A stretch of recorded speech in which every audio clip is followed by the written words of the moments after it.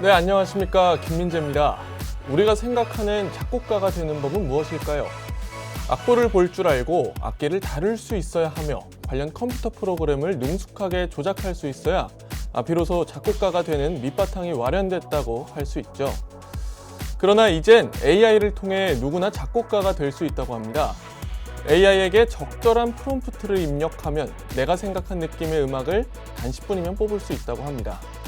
실제 글로벌 음원 플랫폼 디저에는 매월 200만 곡 이상의 AI 음악이 올라온다고 합니다.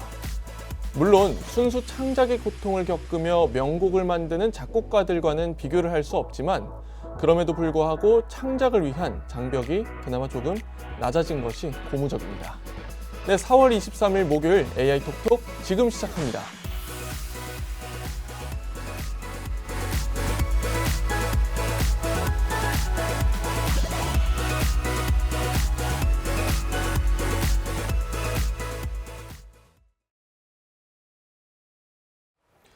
네, 4월 23일 목요일 AI 톡톡 오늘도 힘차게 출발해 보도록 하겠습니다. 오늘 스튜디오에는 이제 최수영 아나운서 와주셨습니다. 안녕하십니까? 네, 안녕하세요. 네, 오늘도 AI 소식 준비될 네, 전달해 주시면 되십니까? 네. 제가 준비가 안 된 것 같네요. 아니에요. 네, 그렇습니다. 오늘도 또 여러분께 어떤 AI 소식이 있는지 5개 뉴스 힘차게 한번 출발해 보고자 하는데 화면을 통해서 어떤 소식 준비되어 있는지 만나보시죠. 네, 오늘의 AI 뉴스입니다. 오늘도 5가지 소식 준비되어 있고요. 오늘은 어떤 소식으로 여러분들을 만나 뵙게 될지 한번 만나보시죠. 자, 첫 번째로는 이제 엔비디아 연구진이 방한을 했다라는 소식 준비되어 있고요. 다음으로 이제 LG에서 에이전틱 AI로 암치료 설계를 하루로 단축했다. 다음으로 이제 구글이 제미나이를 탑재한 크롬을 한국까지 확대 출시했다. 네 번째로는 디벡스가 현대차 로보틱스 랩과 손잡고 AI 플랫폼을 개발했다는 소식. 마지막으로는 이제 한국이 차세대 통신 컨트롤 타워를 맡아서 피지컬 AI 표준화를 주도한다라는 소식까지 준비되어 있습니다.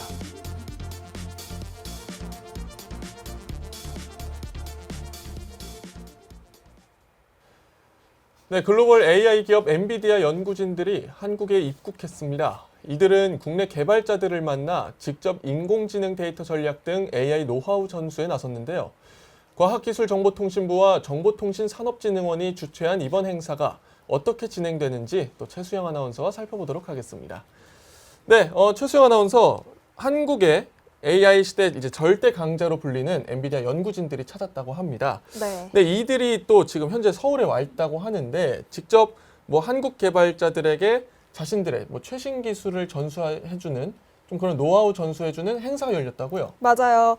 과학기술정보통신부와 엔비디아가 공동으로 개최하는 엔비디아 네모트론 개발자데이가 21일부터 나흘간 서울 마포구 프론트원에서 진행됩니다.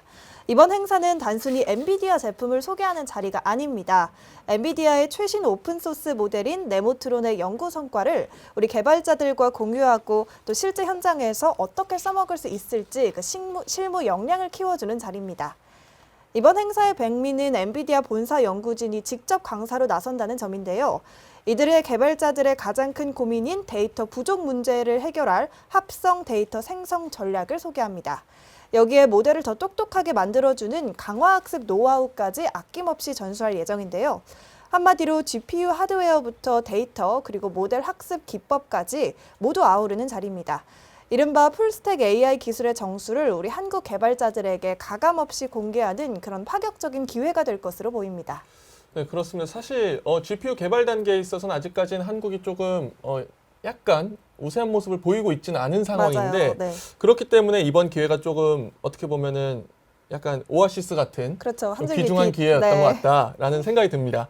자, 근데 이제 방금 말씀해주신 그 네모트론이라는 모델이 약간은 생소합니다. 이 네모트론을 네. 기반으로 교육을 진행하게 되면은 국내 기술자들은 또 어떤 실질적인 도움을 받을 수가 있을까요? 가장 큰 도움은 데이터 기근 문제를 해결할 수 있다는 겁니다.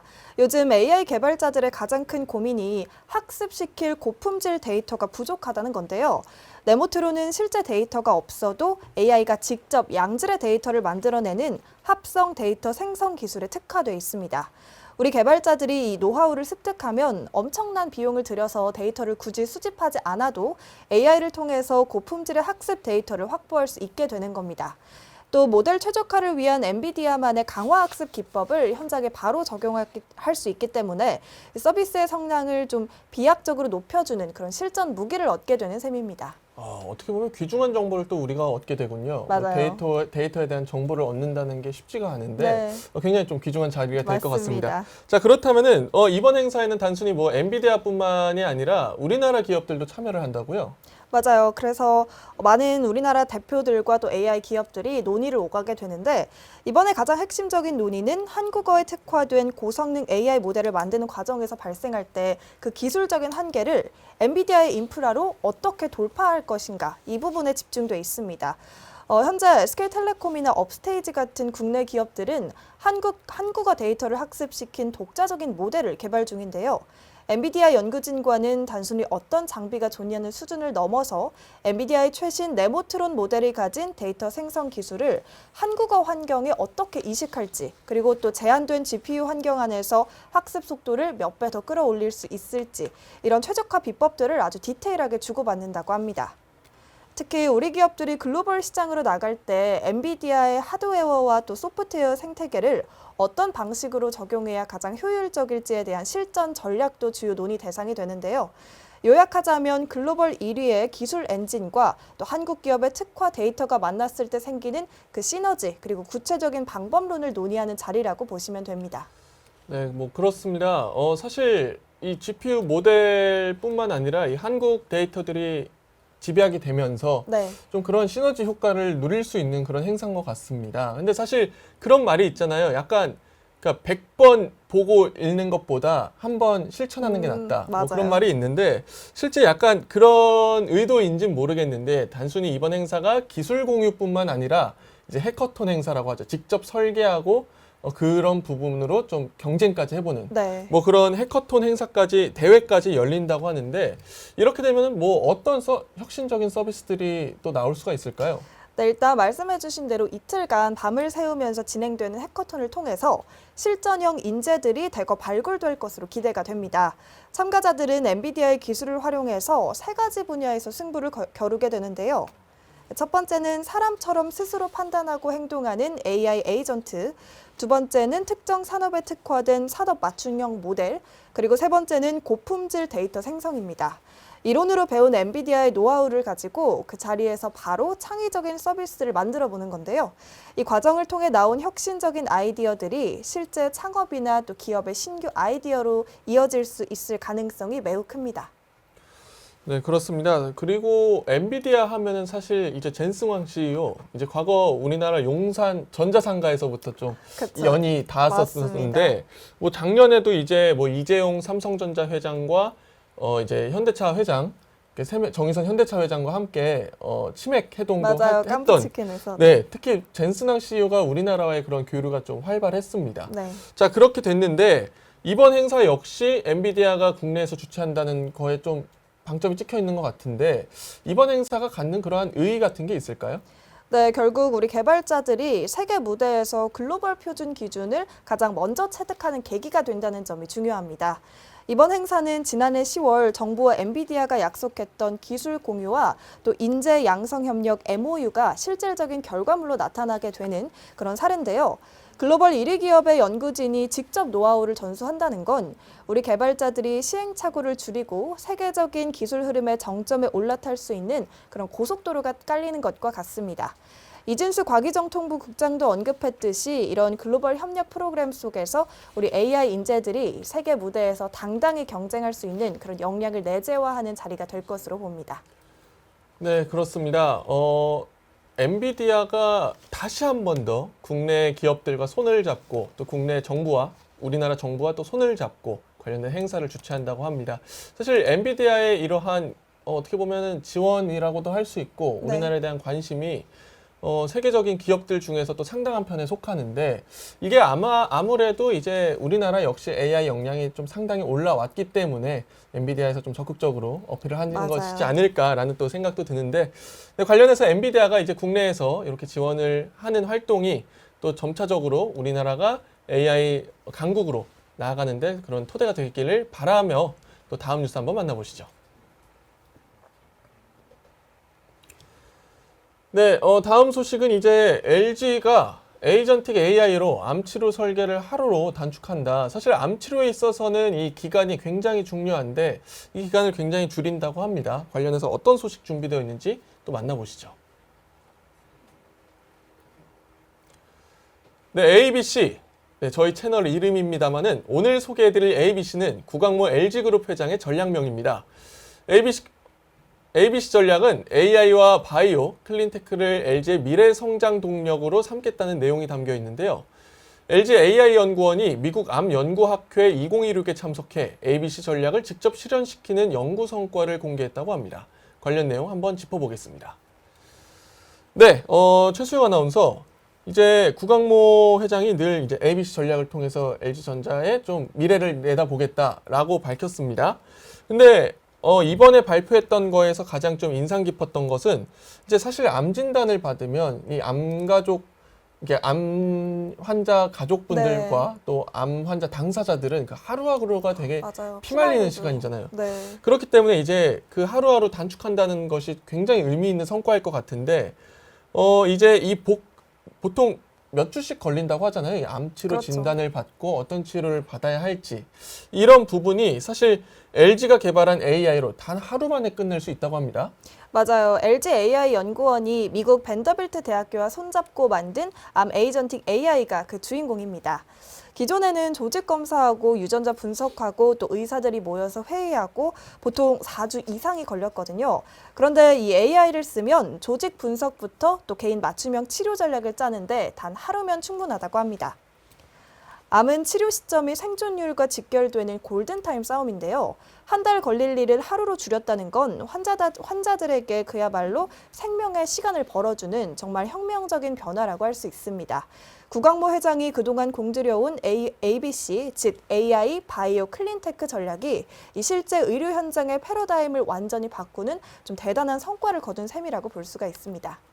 사실 놀라운 기술 발전 아닌가요? 이 과정을 하루 맞아요. 만에 집약을 한다는 것 자체가 저는 이 부분이 되게 와닿는데 네. 사실 근데 일단 놀랍긴 한데 네. 그러면 이 모든 의사결정 과정에서 이 AI가 혼자 결정을 하는 것일까요? 그렇지는 않습니다. AI 하나가 아니라 여러 개의 전문가 AI 팀들이 이뤄서 협업하는 구조 덕분에 이렇게 빠른 시간 안에 시간을 단축하는 게 가능한 건데요. 이번 기술의 핵심인 에이전틱 AI는 각자 맡은 임무가 다른 여러 AI 에이전트들이 모여있는 팀이라고 보시면 됩니다. 한 에이전트가 암 조직 이미지를 1분 만에 분석하면 다른 에이전트는 암 유전자 활성 정보를 확인하고 또 다른 AI는 후보 약물이 잘 듣는지 검증하는 식입니다. 굉장히 숙련된 전문의들이 각 분야별로 붙어서 초스피드로 협업하는 것과 같은데요. 단순히 질문에 답하는 수준을 넘어서 인지, 추론, 계획, 실행의 과정을 거쳐 업무를 다음 단계로 넘겨주기 때문에 한 달이나 걸리던 이 의사결정을 단 하루 만에 축소시켜주는 거죠. 네, 그렇습니다. 일단 AI를 통해서 암 진단을 받고 또 암 치료까지 어떻게 할지 결정까지 한다고 하는데 사실 이 부분에 있어서는 굉장히 대단하다라고는 얘기는 할 수 있습니다만은 사실 아직까지는 이 사람의 생명인데 그렇죠. AI에게 모든 걸 맡길 수 있겠느냐? 맞아요. 라고 좀 우려하시는 분들도 계실 것 같습니다. 네, 이런 우려가 실제로 많이 등장하고 있는데 네. 이런 우려하시는 부분을 해결하기 위해서 전문 의료진이 단계마다 직접 검증하는 안전장치가 이 시스템의 핵심으로 들어가 있습니다. AI가 독단적으로 결정하는 게 아니고요. 중요한 결정마다 의사가 직접 개입하는 구조입니다. 총 4단계에 걸쳐서 의사가 환자 병력을 점검하고 또 AI의 예측 결과가 실제와 맞는지 대조합니다. 특히 AI 에이전트 스스로도 자기가 도출한 결과 중에서 불확실성이 좀 높은 구간은 어딘지 의사에게 정리해서 설명해 주기도 하는데요. 제가 분석해보니 이 부분은 좀 애매한데 선생님이 한 번 더 봐주세요 라고 말하는 굉장히 똑똑한 비서 역할을 하는 겁니다. 결국 AI는 방대한 데이터를 초고속으로 처리해주고 최종 결정은 인간 의사가 내리는 완벽한 협업 모델인 셈입니다. 네, 그렇습니다. 이번 모델이 발표가 됨으로써 가장 아무래도 행복해 하실 분들은 뭐 암 환자 당사자나 그 주변 가족. 지인이겠지만은 네. 또 한편으로는 이제 의사분들께서도 사실 다른 직장인들 같은 경우는 챗GPT나 뭐 제미나이, 클로드를 굉장히 이렇게 폭넓게 많이 쓰죠. 활용을 했는데 사실 의사분들이 이 진단을 할 때 AI한테 활용을 할 수가 맞아요. 없었던 실정이었잖아요. 그렇죠. 그렇기 때문에 이런 의료 조수가 네. 한 명 생긴다는 것 자체가 굉장히 좀 유의미할 것 같습니다. 자, 근데 이번에는 어쨌든 일단 위암 관련된 좀 그런 연구를 발표를 했습니다만은 네. 혹시 위암 관련된 것뿐만 아니라 LG에서는 뭐 향후 다른 암들까지도 이러한 연구 성과를 발표해서 좀 이러한 체계를 구축을 할지, 또 더불어서 또 언제쯤 이 의료 체계를 병원에서 만나볼 수 있을지 궁금해하시는 분들도 많으실 것 같거든요. 맞아요. 일단 현재 위암에서 입증된 이 성과를 대장암과 폐암 등 다양한 암종으로 빠르게 확대할 계획이라고 합니다. LG AI 연구원은 22일 미국 암연구학회에서 이 기술을 전 세계 의료계에 공식 발표했는데요. 벌써부터 글로벌 제약사들과 또 대형 대학 병원들이 큰 관심을 보였습니다.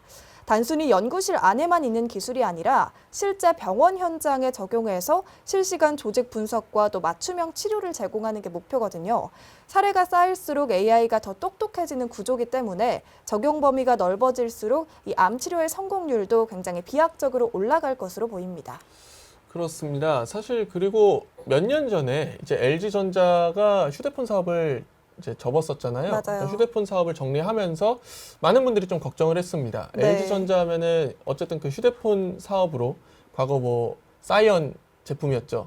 뭐 그런 걸 필두로 이제 뭐 네. 스마트폰까지 했었는데 좀 이 사업을 정리하면서 어떤 포트폴리오를 구축을 할까. 그래서 LG가 찾은 정답은 AI와 바이오였습니다. 네. 근데 이번 성과가 그렇다면 LG그룹의 미래 어떻게 진단할 수 있을까요?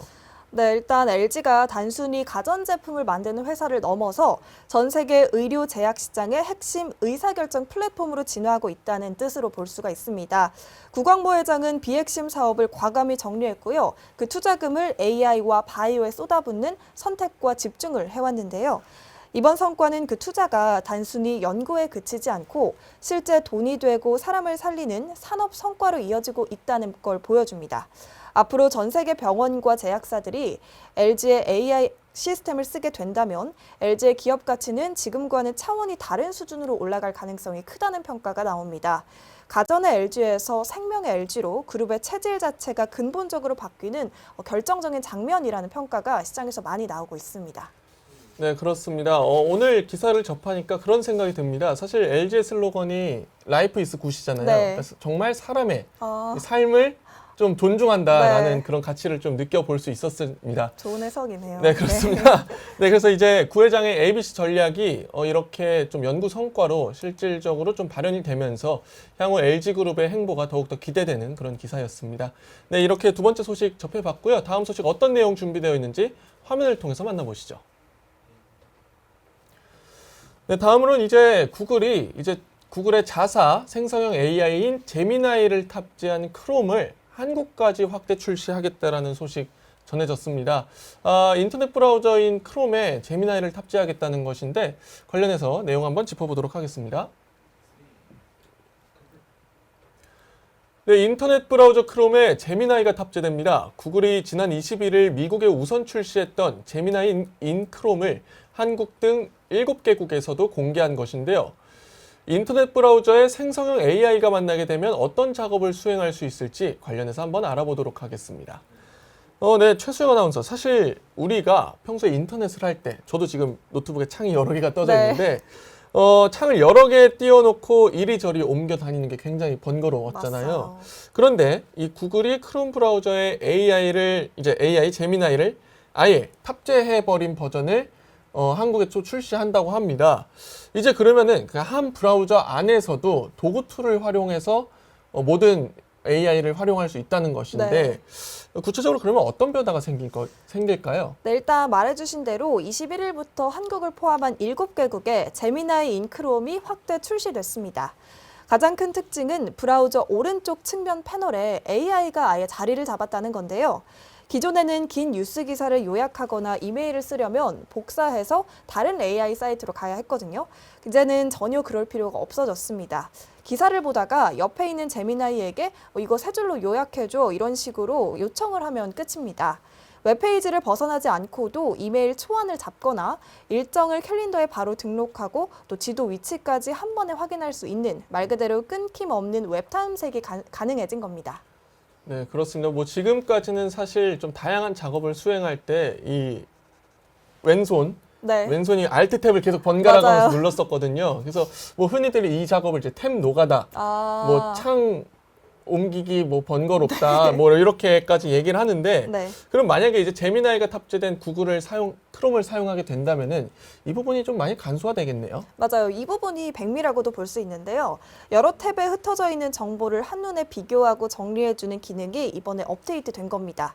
뭐 예를 들어서 여행 준비를 할 때 숙소 사이트를 서너 개 띄워놓고 고민하시는 분들 많으실 텐데요. 제미나이에게 시키면 각 탭에 있는 숙소 가격이나 위치 또 특징을 긁어 모아서 표 하나로 딱 정리해 줍니다. 쇼핑할 때 제품 사양을 비교하거나 팀 프로젝트 자료를 모을 때도 마찬가지입니다. 일일이 메모장에 옮겨 적을 필요 없이 AI가 여러 창을 오가면서 정보를 교차 확인해 주기 때문에 말씀해 주신 대로 이른바 탭 노가다에서 해방될 수가 있는 겁니다. 네, 그렇습니다. 일단 해방된다니 되게 좋군요. 네. 그렇습니다. 근데 이제 사실 제미나이 하면은 또 가장 사람들이 많이 사용하는 이유가 이 나노 바나나 때문입니다. 맞아요. 그렇기 때문에 좀 그림 생성 작업이나 이미지 작업 뭐 이런 부분들에서 좀 제미나이가 뭐 오픈 AI, 뭐 챗GPT나 이런 다른 오픈 AI보다는 그러니까 생성형 AI보다는 조금 우수하다라는 평을 받기도 하는데 그렇게 되면 만약에 이번에 브라우저 안에 제미나이가 탑재되면은 이런 그림 그려주는 작업들도 똑같이 수행을 할 수 있는 것일까요? 맞습니다. 최신 이미지 생성 모델인 나노바나나 2가 탑재되어 있기 때문에 브라우저 패널에서 말만 하면 바로 이미지를 만들어줍니다. 글을 쓰다가 어울리는 이미지가 필요할 때 굳이 새 탭을 열어서 이미지를 뒤질 필요가 없고요. 이 제미나이 패널에 비건 레시피에 어울리는 뭐 신선한 채소 이미지를 그려줘 이런 식으로 입력을 해주면 그 자리에서 즉시 결과물이 나온다고 합니다. 웹서핑과 정보 정리, 이미지 생성까지 모든 창작 활동이 크롬 하나에서 이루어진다는 점에서 굉장한 발전인 셈입니다. 네, 그렇습니다. 일단은 지금까지 설명을 들어봤을 때는 크롬에 제미나이가 탑재된다. 굉장히 유익할 것 같습니다. 네. 다만 약간 걱정되는 게 있는데 저희가 사실 인터넷 브라우저를 통해서 좀 여러 가지 개인정보가 우려될 만한 활동들도 하잖아요. 네, 그렇죠. 특히 뭐 이메일을 띄워두기도 하고 뭐 다양한 활동들을 하는데 네. 사실 보안 걱정 안 할 수가 없습니다. 이 부분에 대해서도 뭐 대책을 내놓은 게 있을까요? 네, 구글도 그 부분을 가장 신경 썼습니다. 그래서 이메일 전송이나 일정 추가 같은 민감한 작업은 AI가 독단적으로 설계하지 못하도록 만들어 놨습니다. AI가 초안을 다 잡아 놓더라도 최종적으로 보내거나 등록하는 것들은 이용자에게 물어보고요. 또 확인 버튼을 눌러야만 실행이 됩니다. 또 악의적인 명령을 내려서 정보를 빼내려는 사이버 공격을 차단하도록 이 모델을 훈련시켰는데요. 그렇기 때문에 편리함은 누리면서도 개인정보 유출에 대한 안전장치는 꼼꼼하게 마련해 뒀다라고 볼 수 있습니다. 네, 그렇습니다. 일단은 사실 여기까지는 생각을 안 해봤었거든요. 인터넷 브라우저에 제미나이를 탑재한다. 까진 생각을 안 해봤었는데 놀랍습니다. 네. 그러니까 구글이 이 크롬에 정말 제미나이를 아주 꽉꽉 담아냈다라는 표현이 어울리는데 맞습니다. 만약에 그러니까 이렇게 되면은 우리의 좀 인터넷 좀 사용 습관도 많이 바뀔 것 같습니다. 맞아요. 구글이 인터넷의 관문 역할을 하는 크롬의 지배력을 더 굳건하게 하기 위해서 선언했다라고 볼 수가 있는데 최근 챗GPT 같은 생성형 AI 서비스들이 좀 시장을 위협하고 있잖아요. 구글은 검색 따로 AI 따로 하지 말고 이 크롬 안에서 다 해결하라라는 메시지를 전달해주고 있습니다. 샤메인 드실바 구글 제품 총괄은 이번 기능이 새로운 챕터의 시작일 뿐이라고 했고요. 또 올해 더 새로운 놀라운 기능들을 추가하겠다고 예고했습니다. 2026년 이제 브라우저가 단순히 창이 아니라 우리 옆에서 웹서핑을 도와주는 AI 비서로 진화했다라고 봐도 무방합니다. 네, 그렇습니다. 구글의 이번 크롬, 제미나이 인 크롬의 출시가 어떻게 보면 한국의 인터넷 시장도 많이 변화시킬 것 같습니다. 사실 저 역시도 이 기사를 좀 찾아보면서 좀 사용하고 싶다라는 생각이 들었습니다. 최소영 아나운서도 비슷한 생각일 것 같습니다. 맞아요. 기다리고 있습니다. 네, 그렇습니다. 이제 인터넷 하다가 약간 내가 좀 힘들다, 정보 서핑 힘들다 하면은 곧바로 좀 제미나이한테 그런 도움을 받을 수 있는 시대가 된 것 같습니다. 네, 이제 구글에 제미나이를 탑재한 크롬을 출시했다라는 소식까지 전해드렸고요. 이제 네 번째 기사 한번 만나보시죠. 네, 네 번째로는 이제 디벡스가 현대차 로보틱스랩과 협업을 통해 AI 플랫폼을 개발하겠다라는 소식 준비되어 있습니다. 디벡스, 팹리스 기업인데 이런 팹리스 기업이 현대차와 어떻게 손을 잡고 어떤 식의 개발을 이뤄낼지 관련 내용 또 살펴보시죠. 네, 팹리스 기업 디벡스가 현대차 그룹과 손을 잡았습니다.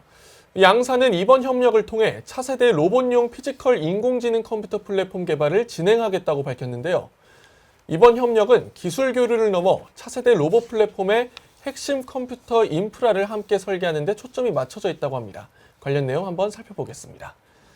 네, 최수영 아나운서, 네. 로봇이 사실 사람 말을 알아듣고 네. 거기에 이제 행동을 하기 위해서는 정말 많은 연산 작업이 필요할 것 같습니다. 그렇죠.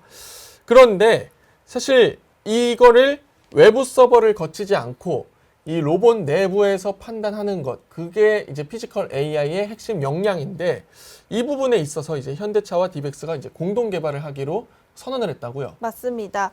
핵심은 로봇 내부에서 대규모 생성형 AI 모델을 실시간으로 구동하는 차세대 로봇용 컴퓨팅 플랫폼을 만드는 겁니다. 그동안 로봇은 복잡한 계산을 할 때 외부 데이터 센터의 도움을 받는 경우가 많았습니다. 하지만 그러면 반응 속도가 느려지거나 또 보안 문제가 생길 수 있죠. 양사는 이런 한계를 넘기 위해서 로봇이 직접 보고 듣고 행동하는 이른바 VLA 기술이 로봇 안에서 즉각 구현되도록 했는데요. 하드웨어와 소프트웨어를 아우르는 통합 플랫폼을 설계한 겁니다. 로봇이 주변 환경을 인식하자마자 사람의 명령을 이해하고 0.1초 만에 최선의 행동을 결정하는 말 그대로 생각하는 로봇의 기반을 닦는 셈이라고 볼 수 있습니다. 네, 그렇습니다. 근데 사실 이러한 좀 고성능의 자체적으로 이 인지를 할 수 있는 이런 AI 모델을 구동한다는 것 자체가 네. 그러니까 말로는 좀 쉬워 보일 수도 있습니다만 사실 뭐 발열 문제라든지 이런 부분에 있어서 조금 애로사항이 있기 때문에 지금까지 좀 개발이 더뎠거든요. 네. 그렇기 때문에 이번에는 이 무거운 AI 모델을 돌렸을 때 발생하게 되는 뭐 발열 문제나 전력 소모 이런 부분에 있어서 현대차와 디벡스는 좀 어떤 식으로 좀 그 돌파구를 찾고자 했을까요? 네, DX-M2가 그 해답입니다. 디벡스가 삼성전자의 최첨단 2나노 공정에서 생성할 예정인 차세대 AI 반도체가 바로 DX-M2인데요. 이 반도체는 로봇이나 자율주행차 같은 실제 물리적 환경에서 대규모 AI 모델을 초저전력으로 돌리는데 최적화되어 있습니다. 반도체 크기는 작으면서도 연산 효율은 극대화하기 때문에 배터리로 움직이는 로봇이 전력 걱정 없이 복잡한 생각을 할 수 있도록 해주는 겁니다. 디벡스와 현대차는 지난 3년 동안 로봇의 신경막 역할을 하는 엣지 브레인 기술을 함께 연구해 왔는데요. 그 노하우가 이번 DX-M2 반도체와 결합하면서 로봇의 자율성과 또 반응 속도를 획기적으로 끌어올려주고 있습니다. 네, 그렇습니다. 일단은 말씀하신 뭐 VLA나 뭐 VLM 같은 기술들이 실제 우리 로봇에 적용이 된다. 네. 그렇게 됐을 때는 우리가 공장이나 일상에서 보던 또 뉴스로 접하던 그런 로봇들의 어떤 변화가 있을까요? 네, 로봇이 정해진 매뉴얼대로만 움직이는 기계에서 이제 상황에 맞춰서 유연하게 대처하는 지능형 파트너로 진화하는 겁니다. 예를 들어서 공장 로봇에게 구석에 쌓인 박스들 좀 옮겨달라라고 추상적으로 명령을 해도 로봇이 비전 기술을 통해서 구석이 어딘지 인식하고 박스의 무게나 재질을 스스로 판단해서 가장 안전한 방법으로 옮기게 됩니다. 언어 명령을 이해하는 능력과 사물을 보는 안목, 그리고 실제 움직임이 AI를 통해 하나로 연결되기 때문입니다.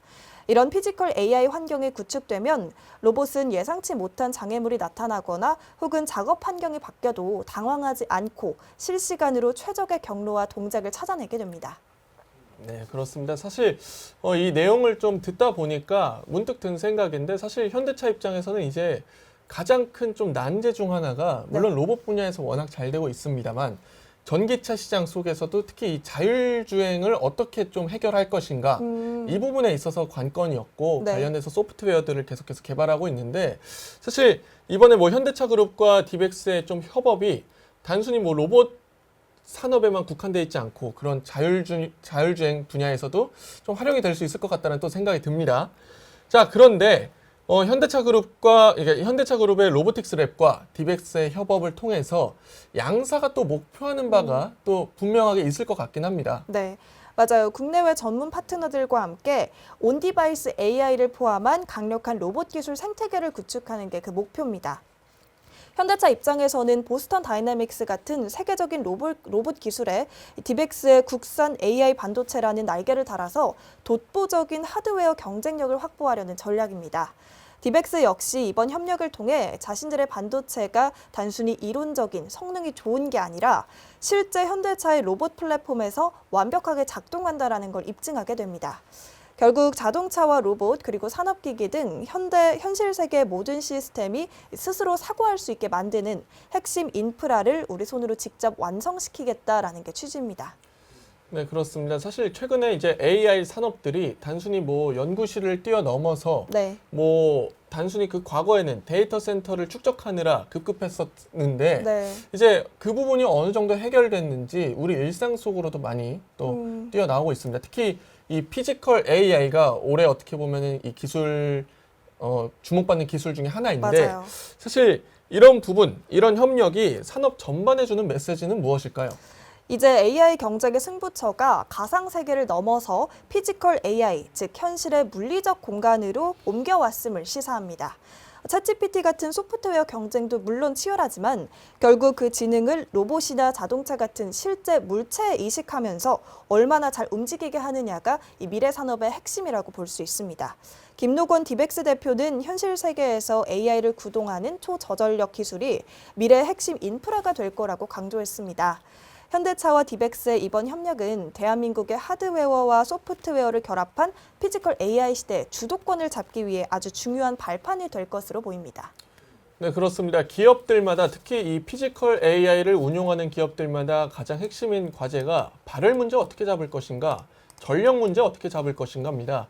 사실 그렇기 때문에 현재로서는 많이들 2차 전지만을 바라보고 있는데 현대차는 또 이 부분에 있어서 그러면은 처음부터 우리 기기에 탑재되는 반도체부터 바꿔보자라는 그런 생각에서 비롯된 것 같습니다. 그렇기 때문에 이제 디벡스와 또 자사 제품들의 성능과 이러한 부분의 스펙에 맞는 좀 그런 반도체 제품을 개발을 하고 있다라는 소식 전해드렸습니다. 이렇게 현대차와 디벡스의 협업 소식 전해드렸고 또 오늘의 마지막 기사 화면을 통해서 만나보시죠.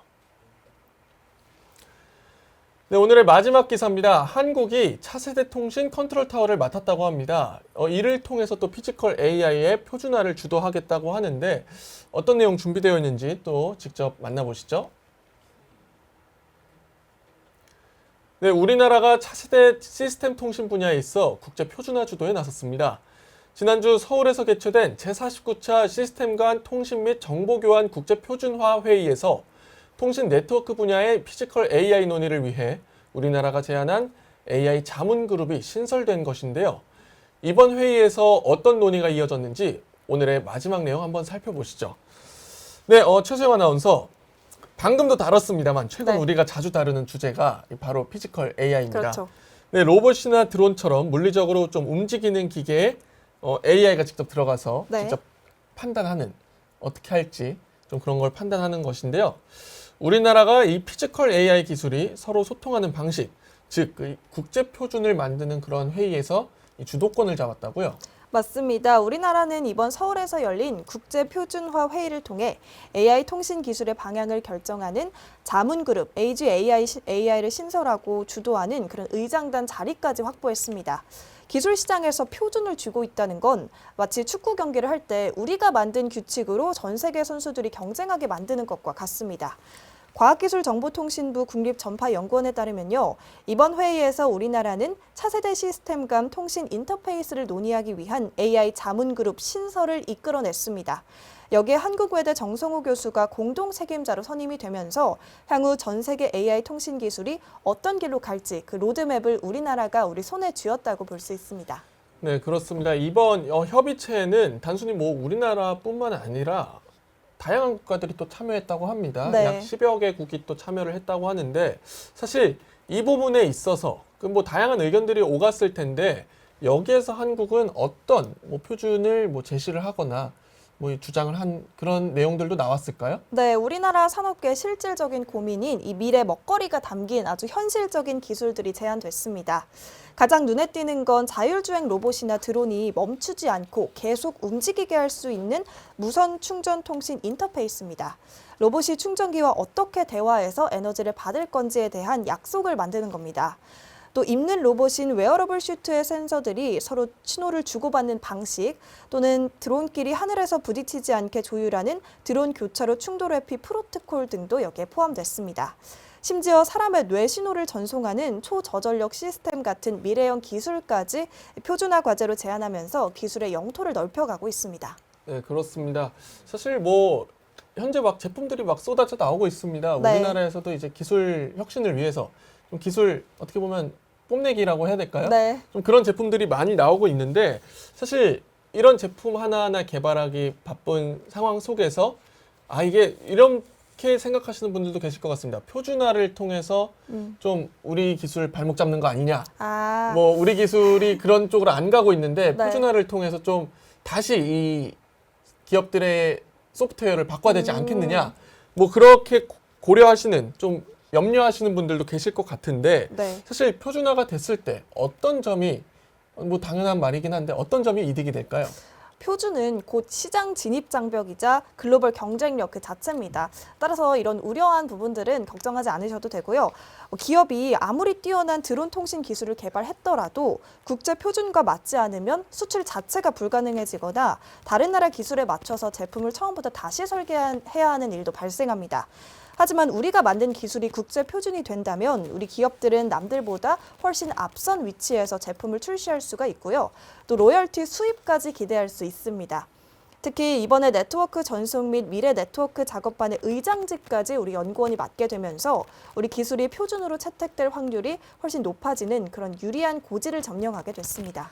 네, 그렇습니다. 피지컬 AI 시대에 맞춰서 우리의 약간 그 확고한 리더십이 또 확인이 됐습니다. 맞아요. 자, 그런데 피지컬 AI 우리나라 뭐 분명 앞서고 있다라는 기사들은 계속 쏟아져 나오고 있습니다만 네. 사실 세계 흐름이 또 어떻게 흘러가는지도 파악하는 게 중요하잖아요. 그렇죠. 우리의 주요 경쟁국들의 약간 이 성과랄까? 이런 부분들은 또 어떻게 잡히고 있을까요?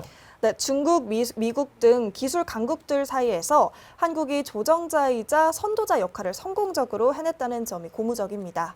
이번에 신설된 자문그룹의 공동 책임자를 한국과 중국이 함께 맡은 것만 봐도 알 수 있듯이 한국은 글로벌 기술 격차를 분석하고 또 전략을 짜는 데 있어서 전 세계가 신뢰하는 파트너로 인정받고 있습니다. 단순히 기술 하나를 제안하는 수준을 넘어서 기술 간의 연계 방안을 제시하고 또 표준화의 빈틈을 찾아 로드맵을 마련하는 등 전체적인 판을 짜는 이 지휘자 역할을 우리가 수행하게 되는 건데요. 이는 대한민국이 AI 하드웨어와 소프트웨어를 연결하는 통신 분야에서 세계 최고 수준의 전문성을 갖췄음을 입증한다라는 평가도 많이 나오고 있습니다. 네, 그렇습니다. 이 오늘 전해진 이 소식을 통해서 느낀 점이 단순히 우리나라가 AI에 있어서 선두주자 그냥 그 자리만 있는 것이 아니라 네. 이제 뭐 국제적인 규칙을 만드는 그런 규칙 제조자, 룰메이커 역할도 네. 수행을 하고 있구나라는 생각이 듭니다. 자, 근데 그렇다면 이제 단순히 현재만 바라보고 박수만 칠 수 있는 상황은 아니잖아요. 그렇죠. 미래를 또 바라봐야 하는데 그럼 앞으로의 과제는 어떻게 될까요? 네, 이제 중요한 건 이번에 확보한 리더십을 바탕으로 앞으로 국내 산학연 혁신 기술들을 얼마나 많이 이 국제 표준에 최종 등재시키냐입니다. 정부는 우리 기업의 기술이 세계 무대에서 표준으로 채택돼 실제 매출과 또 신시장 창출로 이어질 수 있도록 전방위적인 지원을 약속했습니다. 정창림 국립전파연구원장의 말처럼 피지컬 AI 시대의 통신 시스템이 물리적으로 연결되는 이 시점이 좀 우리에게는 거대한 기회라고 볼 수 있습니다. 우리가 만든 통신 규격 위에서 전 세계 로봇과 또 드론이 움직이는 모습이 이제는 먼 미래가 아니라 또 현실로 다가오는 것처럼 느껴집니다. 네, 그렇습니다. 우리나라가 피지컬 AI 시장을 좀 주도하는 그런 의장국이 됐다는 소식까지 전해드렸습니다. 정말 대단합니다. 뭐 한경의 기적이라고 하잖아요. 우리나라가 정말 짧은 기간에 네. 기술 혁신들을 이뤄내고 기술 발전을 이뤄냈는데 이제는 이제 피지컬 AI 이 시장에선 룰메이커. 규칙까지 만드는 그런 지위까지 올랐다는 거에 약간 대단합니다. 좀 제 가슴속에 태극기가 지금 흔들리고 있습니다. 저도 흔들립니다. 네. 흔들리다가 맞나요?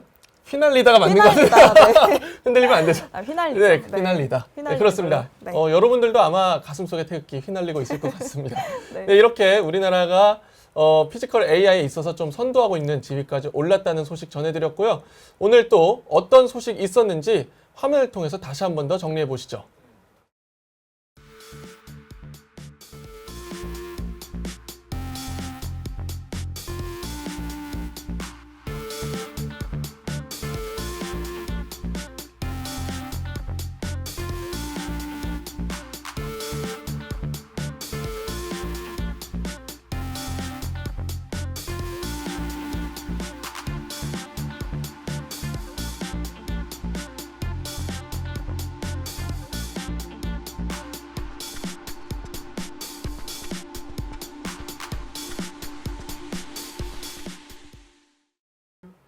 네, 다음은 AI 기업 포커스 시간입니다. 네, 과거 가전 분야 등 B2C 사업에서 주름잡던 LG전자.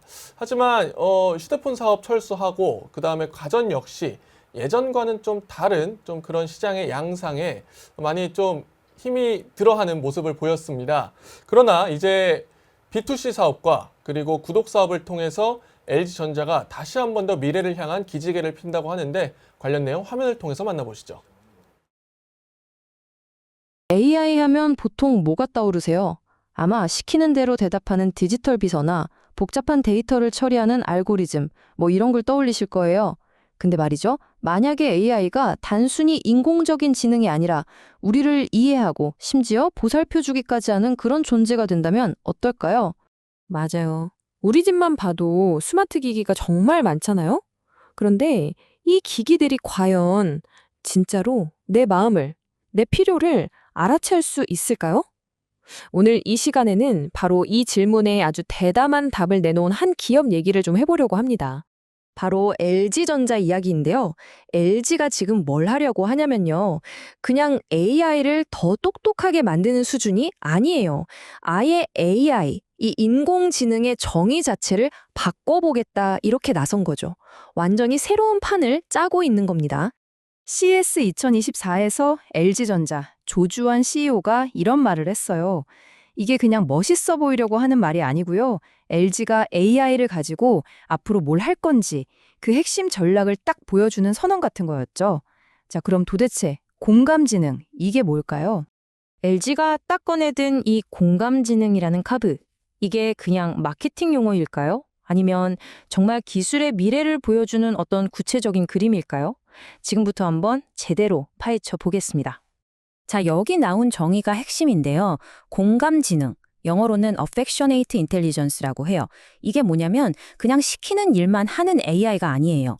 사용자인 나를 학습하고 내 상황, 내 맥락을 이해해서 먼저 알아서 챙겨주는 거죠. 아, 지금 이게 필요하겠구나 하고요. 그러니까 그냥 반응하는 게 아니라 나를 먼저 배려해주는 그런 지능인 셈입니다. LG는 이 공감지능을 세 가지 핵심 요소로 설명해요.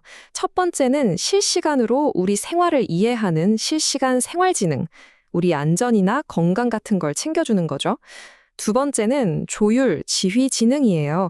집안에 있는 여러 기기들이 마치 오케스트라처럼 착착 알아서 움직이게 만드는 겁니다.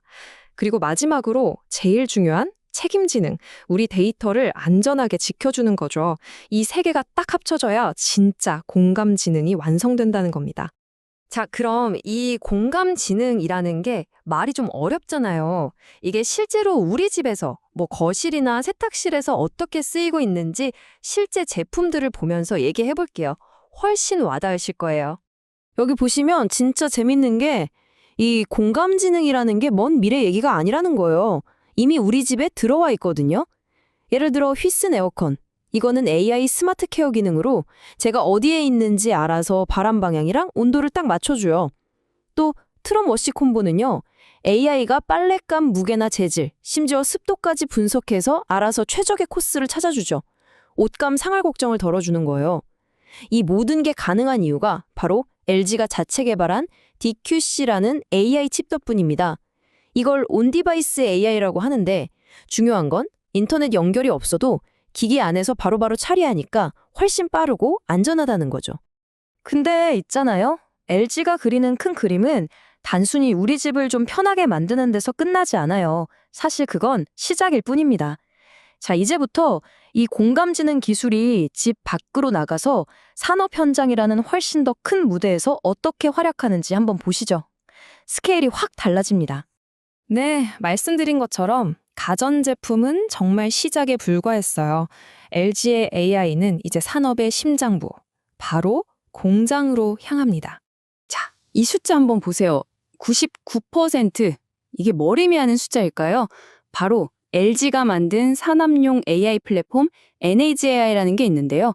이걸 썼더니 제조 부품의 품질을 예측하는 데 걸리는 시간이 무려 99%나 줄었다는 겁니다. 와, 이건 그냥 좀 빨라진 수준이 아니라 아예 제조업의 판을 바꿀 수 있는 엄청난 혁신인 거죠. 이걸 보시면 차이가 확 느껴지실 거예요. 예전에는요, 이 시뮬레이션 돌리는데 짧으면 3시간, 길면 8시간까지 걸렸거든요. 근데 ANG.AI를 쓰니까 단 3분이면 끝나요. 3분? 심지어 메모리는 10분의 1만 쓰는데 정확도는 오히려 더 올라갔어요. 말이 안 되는 수준이죠. LG는 당연히 이 엄청난 기술을 자사 스마트 팩토리를 만드는 데 먼저 쓰고 있어요. 근데 여기서 멈추지 않습니다. 이걸 발판으로 이제는 전 세계 AI 인프라의 미래를 만드는 그런 핵심 플레이어로 나서기 시작한 겁니다. 바로 이 지점에서 거물 파트너가 등장합니다. 바로 마이크로소프트죠. 이 둘이 손을 잡고 뭘 하냐면요. 그냥 AI 에이전트 같이 만드는 수준이 아니에요. 지금 AI 시대의 심장이라고 할 수 있는 데이터 센터, 거기서 나오는 어마어마한 열을 식히는 냉각 솔루션을 LG가 공급하는 겁니다. 마이크로소프트가 무려 8천억 달러, 우리 돈으로 100조 원이 넘는 돈을 쏟아붓는 이 시장에 LG가 핵심 파트너로 들어간 거죠. 이건 정말 큰 그림입니다. 자, 한번 정리해볼까요? 우리 집에서 시작해서 공장을 혁신하고 이제는 글로벌 데이터 센터까지 이 점들이 쭉 이어지면서 거대한 그림이 만들어지고 있죠. 과연 이 AI 전략이 LG라는 회사를 어떻게 바꾸고 있는지, 그리고 시장에서는 이걸 어떻게 보고 있는지 한번 살펴보겠습니다. 이 화면이 모든 걸 딱 보여주네요. 한 증권사에서 나온 보고서인데 제목부터가 의미심장하죠. 이제 LG를 그냥 가전제품 만드는 회사가 아니라 AI 주식으로 봐야 한다는 거예요. 시장이 LG의 변신을 제대로 알아보고 있다는 아주 강력한 신호입니다. 결국 LG의 AI는 이런 스토리를 그리고 있는 겁니다. 우리 집에 들어와서 나를 이해해주는 공감에서 시작해서 생산 현장을 혁신하고 마침내 글로벌 AI 시대를 떠받치는 핵심 인프라까지 개인을 위한 배려가 산업의 미래를 만드는 기술로 진화한 거죠. 정말 놀라운 발전이죠. 근데 마지막으로 이런 질문 하나를 던져보고 싶어요. 이렇게 기계가 나를 알아서 챙겨주고 보살펴줄 때 우리는 우리의 삶을, 우리의 안녕을 어디까지 이 기술에 맡기게 될까요? 이게 바로 공감지능의 시대에 우리 모두가 한 번쯤은 진지하게 생각해 봐야 할 문제가 아닐까 싶습니다. 네, 넘쳐나는 정보 속에서 진짜 수익의 기회는 어디에 있을까요? 증권사 애널리스트들의 날카로운 시선으로 국내 AI 기업들의 내면을 투명하게 들여다보는 시간입니다. 네, 오늘의 AI증권 리포트는 IR협의회의 클로봇 관련 리포트입니다. 시장은 클로봇을 어떻게 보고 있을지 지금 바로 만나보시죠. 여러분, 보통 로봇 회사 하면 어떤 이미지가 떠오르세요? 막 멋진 로봇 몸체를 만드는 곳, 그쵸? 근데요, 오늘은 좀 특별한 곳을 이야기해볼까 합니다. 로봇의 몸이 아니라 로봇의 뇌를 만드는 회사요. 최근 나온 기업 분석 보고서를 보니까 이 클로봇이라는 회사가 정말 흥미롭더라고요. 로봇 소프트웨어 시장에서 아주 중요한 역할을 하고 있는 곳인데 오늘 저랑 같이 한번 제대로 파헤쳐 보시죠. 자, 그래서 오늘은 이런 순서로 한번 살펴볼 거예요. 먼저 요즘 왜 이렇게 서비스 로봇 시장이 뜨거운지 그 배경부터 보고요. 그리고 오늘의 주인공 클로봇은 대체 어떤 회사인지 또 그들만의 비밀 병기는 뭔지 알아볼 겁니다. 물론 숫자로 성정세도 확인해 봐야겠죠. 마지막으로 이 모든 걸 종합해서 자동화의 미래까지 한번 그려보겠습니다. 좋습니다. 첫 번째 순서인데요. 클로봇 이야기를 본격적으로 하기 전에 먼저 숲을 좀 봐야겠죠. 도대체 왜 요즘 자동화 하는지, 이 시장이 얼마나 뜨겁게 달아오르고 있는지 그 배경부터 한번 짚고 넘어가겠습니다. 여러분 혹시 식당이나 호텔에서 서빙하는 로봇 보신 적 있으세요? 아니면 공항이나 쇼핑몰에서 돌아다니는 안내 로봇은요? 요즘 이런 자율주행 로봇들이 부쩍 눈에 띄죠. 이게 그냥 와 신기하다 하고 끝날 일이 아니에요. 사실 이건 전 세계적인 경제 흐름 속에서 나타나는 아주 거대한 변화의 신호탄이라고 볼 수 있습니다. 그럼 왜 이렇게 로봇 시장이 커지는 걸까요? 바로 여기에 그 핵심 동력들이 나와 있습니다. 딱 보시면 감이 오시죠? 일단 인건비는 계속 오르잖아요. 그러니 기업 입장에선 자동화를 고민할 수밖에 없고요. 또 인공지능이나 자율주행 같은 기술은 정말 하루가 다르게 발전하고 있습니다. 여기에 스마트 팩토리나 거대한 물류센터처럼 이제는 사람이 없이 돌아가야만 하는 곳들이 점점 늘어나고 있는 거죠. 이 모든 게 맞물리면서 지금 로봇 시장이 말 그대로 폭발하고 있는 겁니다. 자, 이제 시장 전체 그림을 봤으니 드디어 오늘의 주인공 클로봇을 자세히 들여다볼 시간입니다. 로봇 오케스트라의 지휘자라니 제목부터 뭔가 멋지지 않나요? 이렇게 경쟁이 치열한 시장에서 클로봇은 대체 어떤 무기를 가지고 싸우고 있을까요? 자, 이 표를 보시면 클로봇의 차별점이 한눈에 들어옵니다. 이게 정말 중요한 포인트인데요. 보통 로봇 회사들은 몸체, 그러니까 하드웨어를 만드는 데 집중하거든요. 근데 클로봇은 접근법이 완전 달라요. 이 회사는 로봇의 두뇌, 바로 소프트웨어에 올인한 겁니다. A사 로봇이든 B사 로봇이든 상관없이 전부 다 통제할 수 있는 만능 운영체제, 즉 OS를 만드는 거죠. 완전히 다른 게임을 하고 있는 셈이에요. 네, 바로 이겁니다. 관제탑. 이 비유 하나면 클로봇이 뭘 하는 회사인지 거의 다 설명이 돼요. 한번 상상해 보세요. 공항에 수많은 비행기들이 뜨고 내리는데 제조사가 다 다르다고 해서 관제가 안 되면 큰일 나잖아요. 로봇도 마찬가지예요.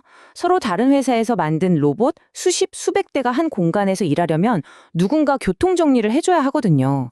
클로봇이 바로 그 똑똑한 로봇 관제탑 역할을 하는 겁니다. 자, 그럼 궁금해지죠? 도대체 어떻게 서로 다른 로봇들을 그렇게 매끄럽게 지휘할 수 있는 걸까요? 클로봇이 가진 비밀병기, 그 핵심 기술의 뚜껑을 한번 열어보겠습니다. 그 첫 번째 비밀병기는 바로 카멜레온입니다. 이름 정말 잘 지었죠? 카멜레온이 주변 환경에 맞춰 색을 바꾸듯이 이 소프트웨어는 어떤 로봇에 탑재되든 그 로봇이 주변을 스스로 인식하고 지도를 그리고 또 안전하게 움직일 수 있게 해줘요. 한마디로 로봇에게 눈과 지도 그리고 발을 달아주는 핵심 기술이라고 할 수 있습니다. 그리고 두 번째 비밀병기, 바로 크롬스입니다. 자, 아까 카멜레온이 개별 로봇 한 대 한 대를 똑똑하게 만들어주는 기술이었다면요. 이 크롬스는 그 똑똑한 로봇들을 모아서 하나의 군단으로 만드는 지휘센터라고 보시면 됩니다. 그것도 브랜드 상관없이 최대 100대까지요. 이 크롬스가 있기 때문에 수많은 로봇들이 마치 하나의 오케스트라처럼 일사불란하게 움직일 수 있는 거죠. 자, 기술 이야기는 이쯤 하고요. 역시 기업의 가치는 숫자가 말해주지 않겠습니까? 클로봇이 얼마나 잘 성장하고 있는지 이제부터는 숫자를 통해 팩트 체크를 한번 해보겠습니다. 와, 이 매출 성장 그래프 좀 보세요. 정말 가파르죠? 2023년에 242억 원이었는데 2025년 예상치는 414억 원입니다. 이 숫자가 뭘 의미하겠어요? 바로 시장에서 클로봇의 기술을 찾는 곳이 이렇게나 빠르게 늘고 있다는 명백한 증거인 거죠. 자, 그런데 매출만 보면 안 되겠죠? 영업이익도 한번 봐야 합니다. 보시는 것처럼 아직은 적자 상태예요. 사실 기술 기업들, 특히 초기에 막 성장하는 회사들은 연구 개발이나 확장에 투자를 많이 하니까 이런 경우가 흔하긴 합니다. 근데 여기서 진짜 중요한 건 바로 이 추세예요. 2024년을 정점으로 찍고 2025년에는 손실폭이 확 줄어드는 거 보이시죠? 이건 이제 본격적으로 수익을 내는 구간으로 진입하고 있다는 아주 긍정적인 신호로 해석할 수 있습니다. 이 표는 정말 흥미롭습니다. 시장, 그러니까 투자자들이 클로봇을 다른 회사들과 비교해서 어떻게 보고 있는지를 보여주거든요. 다른 지표들도 있지만 특히 저기 PS, 즉 주가 매출 비율을 한번 보세요. 37.7배, 다른 회사들보다 압도적으로 높죠? 이게 무슨 뜻이냐면요. 지금 당장 버는 돈보다 앞으로 벌어들일 돈의 가치를 훨씬 더 높게 쳐주고 있다는 의미입니다. 한마디로 시장이 클로봇의 이 소프트웨어 플랫폼 모델의 미래 성장 가능성에 엄청난 기대를 거르고 있다는 뜻이죠. 자, 지금까지 클로봇의 기술과 숫자를 살펴봤습니다. 이제 마지막으로 다시 시야를 넓혀서 클로봇이 그려나갈 미래, 그리고 자동화 산업 전체가 나아갈 방향에 대해 한번 이야기해보죠. 클로봇은 여기서 멈출 생각이 전혀 없어 보입니다. 앞으로의 전략을 보면 그 야심이 느껴지는데요. 먼저 로봇을 직접 사는 게 아니라 월 구독료를 내고 빌려 쓰는 서비스형 로봇, 즉 RAAS 모델을 더 키워나갈 거고요. 스마트 시티나 제조 공장처럼 완전히 새로운 시장에도 뛰어들 준비를 하고 있습니다. 그리고 제가 보기엔 이게 핵심인데 자신들의 관제 시스템 크롬스를 마치 스마트폰의 앱스토어처럼 누구나 로봇용 앱을 만들고 올릴 수 있는 거대한 플랫폼으로 키우겠다는 큰 그림을 그리고 있어요. 네, 이번 분석의 기반이 된 보고서에도 바로 이런 구절이 나옵니다. 이게 모든 걸 요약해주고 있다고 생각해요. 앞으로 세상의 로봇이 점점 더 많아지는 건 정해진 미래잖아요. 근데 중요한 건 그 수많은 로봇들을 누군가는 통합하고 지휘하고 효율적으로 관리해야 한다는 거죠. 결국 그 지휘자 역할을 하는 소프트웨어 플랫폼의 가치는 기하급수적으로 커질 수밖에 없다는 겁니다. 오래전에 소프트웨어가 세상을 집어삼키고 있다는 아주 유명한 말이 있었죠. 그 말은 현실이 됐습니다. 그렇다면 이제 곧 다가올 로봇의 시대는 어떨까요? 수많은 로봇 하드웨어 제조사들 사이에서 결국 그 모든 로봇의 두뇌를 장악하는 소프트웨어 회사가 이 거대한 로봇 전쟁의 최종 승자가 되는 걸까요? 여러분은 어떻게 생각하시나요? 이 질문을 끝으로 오늘 이야기 마치겠습니다. 네, 저희가 준비한 소식은 여기까지입니다. 내일도 AI를 간파하는 똑똑한 정보들로 찾아뵙겠습니다. 함께해 주신 여러분 고맙습니다.